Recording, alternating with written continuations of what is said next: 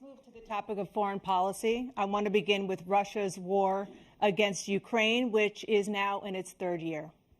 Former President Trump, Russian President Vladimir Putin says he'll only end this war if Russia keeps the Ukrainian territory it has already claimed and Ukraine abandons its bid to join NATO. Are Putin's terms acceptable to you?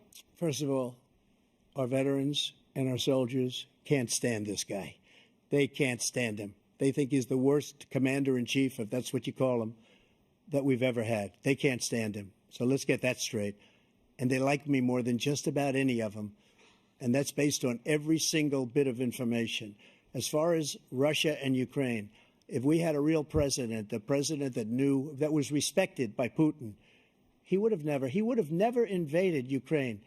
A lot of people are dead right now, much more than people know. You know, they talk about numbers. You can double those numbers, maybe triple those numbers.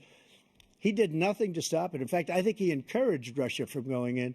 I'll tell you what happened. He was so bad with Afghanistan. It was such a horrible embarrassment, most embarrassing moment in the history of our country, that when Putin watched that and he saw the incompetence, that he should have fired those generals, like I fired the one that you mentioned, and so he's got no love lost. But he should have fired those generals. No general got fired for the most embarrassing moment in the history of our country, Afghanistan, where we left billions of dollars of equipment behind. We lost 13 beautiful soldiers, and 38 soldiers were obliterated. And by the way, we left people behind, too. We left American citizens behind.